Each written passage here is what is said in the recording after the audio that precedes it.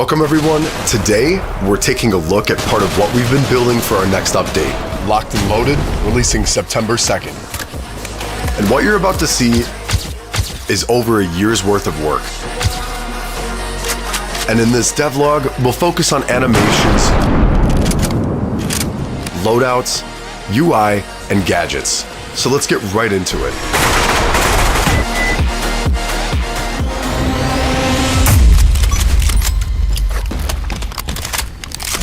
Alright, so most FPS games play animations the exact same way. Same reload, same timing, and it makes the same result no matter what's happening. But in real life, it just doesn't work like that. We asked ourselves a very simple question. What would your body actually feel in that situation? If you're calm, everything is under control. Your breathing is steady and your hands are really stable. But when things go wrong, when you're getting shot at, when you're injured,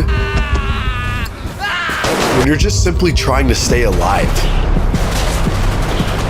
your hands, they start to shake. All of these elements together are here to make you feel the pressure your character is really going through.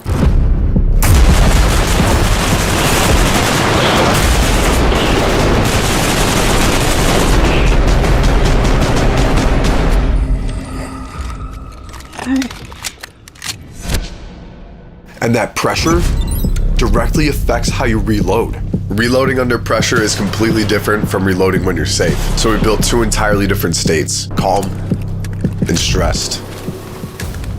Same weapon, different behavior. And we didn't stop there. Inside of each state, we created multiple variations. Several calm reloads, several stressed reloads, different timings, different movements. So it never feels repetitive. And this philosophy doesn't only apply to magazine reloads. It applies to every single weapon. Take a shotgun. Even something as simple as inserting a shell has multiple calm variations. Under pressure, those same movements become rushed with less precision and less control.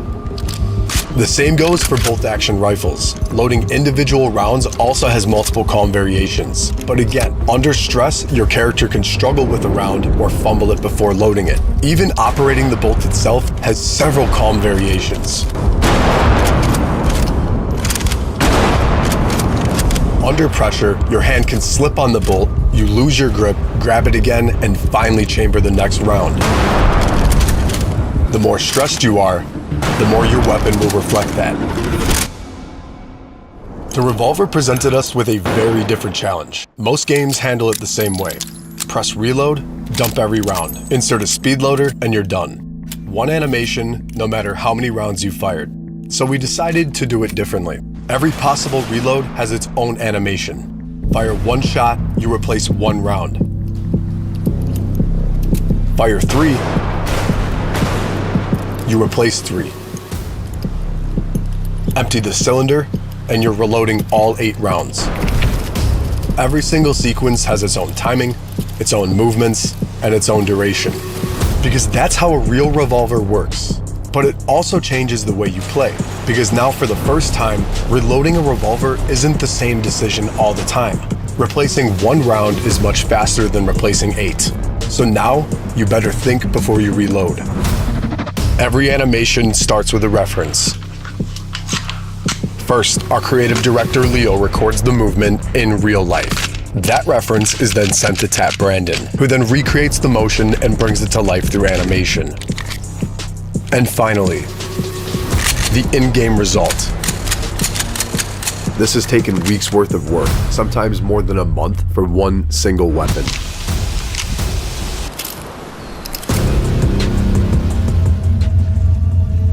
And even with all of that, we've added procedural positioning.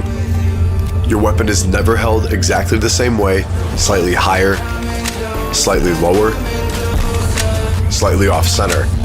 Every reload feels unique.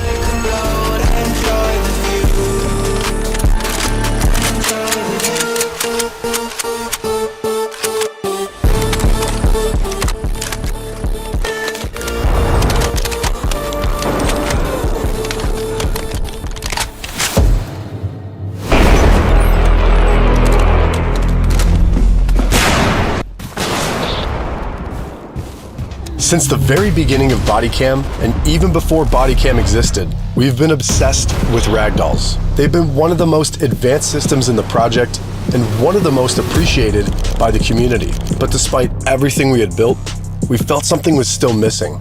So for years, we experimented with different approaches, and most of them failed time and time again. And that's because balancing a body in real time is one of the most difficult challenges in procedural physics. The terrain, the slope, the velocity, the impacts, the damage, and the location of every bullet landing on the player matters. And after years of research and development, we finally found a solution. The stumbling system. A fully procedural self-balancing system with no animations, no scripted sequences, and the character dynamically tries to stay on his feet before collapsing. It only happens in situations where the body could still realistically react, like after non-lethal gunshots, shrapnel impacts, knife wounds, or any trauma severe enough to affect the balance, but not severe enough to instantly incapacitate. Among all the technologies we've developed for Bodycam, this is probably the one we're most proud of. Because in a game filled with complex systems, the hardest thing we ever built was teaching a character how to put one foot in front of the other. Realism in Bodycam goes beyond animations. It's also about how your body exists inside of the game. In most FPS games, your arms are locked and rigged straight to the camera, so no matter where you look, everything follows. It's like your body just doesn't really exist. So we wanted to create something closer to real life. So we built what we call the true body system. Your body is fully simulated and your camera is no longer driving it. It's just your point of view, so that means you can look anywhere while your character keeps doing the action. And this changes gameplay entirely, because now, if you want to check your magazine, you actually have to look at it. And if you don't, well, you'll simply miss it. A big part of immersion comes from the fine, small details. So we studied real Bodycam footage based on how the camera moves when you walk, run, or suddenly change direction. We took these ideas and we rebuilt our entire camera system around it so it feels entirely physical. Because in Bodycam, the camera's not just your point of view, it's a real object attached to your character. So when you respawn, your character turns it on, and when you leave, he turns it off. And during gameplay, like heavy impacts, sudden movements, or intense situations, your character can naturally readjust the camera to make sure it keeps recording properly. When a flashbang goes off or an explosion happens nearby, your character instinctively protects his face. And that same exact logic applies to the weapon. Your hands are never completely still, so after firing, your character readjusts his grip. The more unstable the weapon is, the more adjustments happen. And under extreme stress, after long firing sequences, these small adjustments can turn into real hand fatigue. And that same idea extends to your weapon setup, because stability depends on your loadout. And that's where weapon customization comes in. You can now modify almost every single part of your weapon. I'm talking about barrels, stocks, grips, magazines. Some parts unlock others. You want a sight on your AK? You need a rail first, just like in real life. And every part affects how your weapon behaves. A compact weapon is fast, but harder to control. A heavier weapon is slower, but more stable. You can even change how you aim. Use your main sight, or switch to a secondary one on the side. Or aim completely without optics. One of the biggest dilemmas in first-person shooters is how to achieve magnification in weapon optics. These days, almost every game relies on one of two techniques. The first and most common is simply by zooming the player's camera. It's fast and extremely performant, but it's not at all how optics work in the real world. The second one, mostly used in tactical shooters, is a picture-in-picture rendering. The game renders the entire world a second time from the optics point of view. This comes at a massive performance cost that can heavily reduce frame rate, make aiming feel much more rigid, and also cause bad quality optic view. That's why Bodycam originally didn't feature magnified scopes. Like many other studios, we believe that this performance trade-off was simply unavoidable. But Bodycam is built around realism, and we simply couldn't settle for a compromise. So after months of research, experimentation, and optimization, we finally found a solution. We found a way to extend Unreal Engine's rendering pipeline and create a new shading technique that delivers the realism of true picture-in-picture scopes at a massively reduced performance cost and crystal clear quality inside the lens. Combine all of that with the work of our new advanced optic shader, featuring realistic glass, reticle distortions, reflections, and dynamic lighting.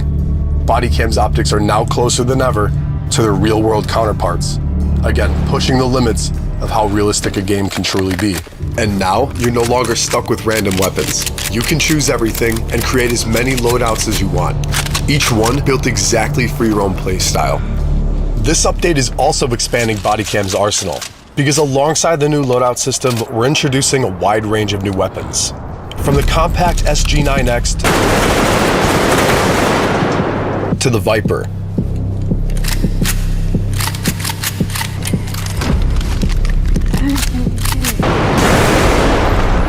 The R12 automatic shotgun, the Rivington 700 bolt-action sniper, the Draco, the CR75 pistol, and an expanded selection of grenade. And it's not just about weapons. You also have gadgets, like RC cars. They're fast, small. Use them to scout, distract, send them straight into your enemies. And now, drones. But no, I'm not talking about arcadey drones you see in other FPS games. We wanted something real.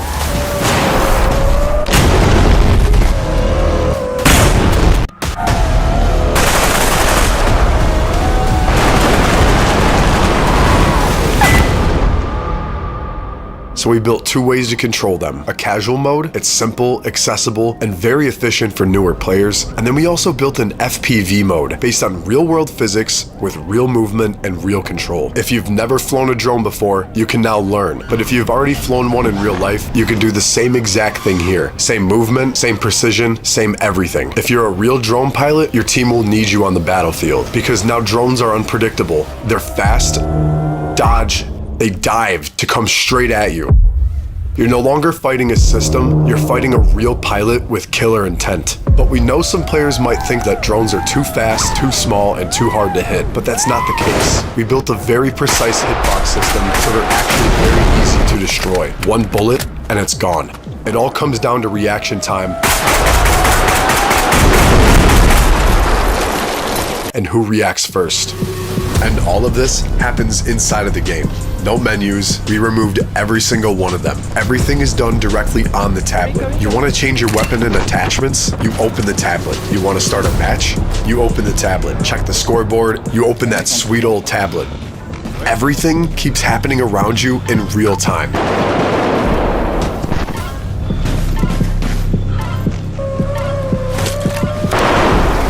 Alright, thanks for watching everyone. We hope you got a glimpse of our vision and the work behind it. This is just one part of the update, and next week I'll dive into our sound design. I'm talking about a full rework with gunshots. Oh shit, I'm down.